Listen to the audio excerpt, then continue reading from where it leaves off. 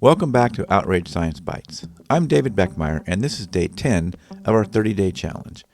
I guess we're one-third of the way through with our exploration of bridging our divides. So far, we've talked about what bridging is, how to get from talk to action, and how to navigate disagreements and disinformation. But most of our bridging conversation still assumes the problem is red versus blue.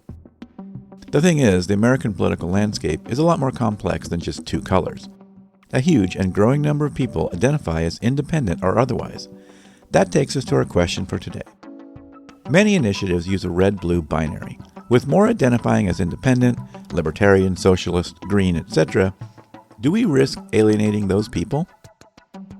To answer that, we'll hear from Carissa Raskin from Listen First again. Here's Carissa. So using, a red-blue binary is as alienating as any sort of label that you can prescribe to tribalize, if you will, a population. So we are humans, we are complex, we are supposed to be complex. We have so many different facets of ourselves that when we bucket anybody into particular groups, you automatically are not only cutting out a segment of the population that doesn't identify with either of those buckets, but you've also greatly diminished the people in those buckets. And so you have alienated so much of the richness and diversity of what America has to offer and the innovation, I think, that could be there if we harnessed it in a positive way, where difference and, multiple different labels was seen as a good thing. And so I think, the red and blue binary is just such an easy way for us to lump people into an us versus them mentality and have rivalry, have hatred, have blame.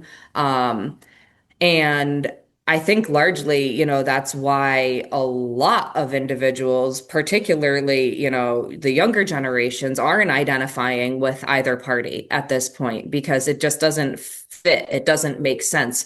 And for the younger generations, I mean, this is what they've known their the entire time of their life where politics meant anything to them. It has always been about rivalry, and this binary and tribalism. And at a time when you're, coming of age and you're figuring out so much, being told to lump yourself into one group or the other isn't really going to fit. So I think that as a society and certainly as a movement, we would do much better if we put aside the labeling of any sort. Certainly, in some cases, it's helpful to know which way an individual leans, but I think it's more important to put that into the context of issues rather than a lump sum of one's entire identity. You know, if you say someone is entirely blue or entirely red, you are taking away their ability to have difference of opinion on particular issues where they may not feel so strongly one way or the other, or may actually lean in the direction of the other party. But for fear of alienation and also just the way that our, governing system works, you have to essentially choose one or the other. And it's just wholly unhelpful, and it greatly contributes to the misperceptions and perception gaps that we have of the other party. Yeah, I mean, what we know one of those big perception gaps is a lot of us sort of, because we're sort of trained, it's so common sense because it's reiterated in so many contexts of our life. We have this idea that there is this caricature of somebody on the left and this caricature of somebody on the right, Yeah, and that's all there is, and right. and I think the other piece about it that I always see, and certainly the media, like I said, everybody kind of perpetuates this. Um, and it's just like that it's a whole false argument because your first premises are there is a left and a right, right? And Right. then you go on from there and make all these predictions or assumptions or conclusions. And when your whole basis is just wrong, like right from the start. But nowadays we just sort of take that as a given and we don't hmm stop and say, wait a minute, what do you even mean by that? hmm Right, which is why I think, looking at it based specifically on the issues.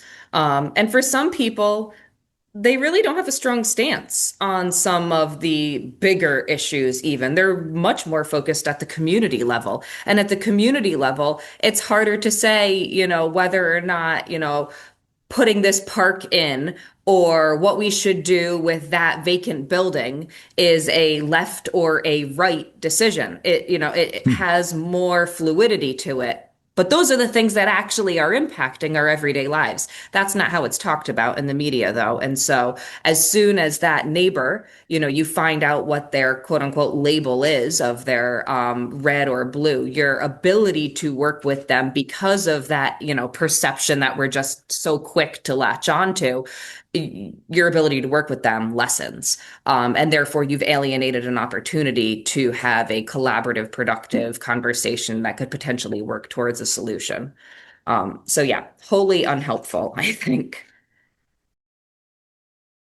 That's all for today's episode of Outrage Science Bites. Stay curious, and until next time, I'm David Beckmeyer. Thanks for listening. If you enjoy these Science Bites episodes, you may enjoy the long-form Outrage Overload podcast at outrageoverload.net.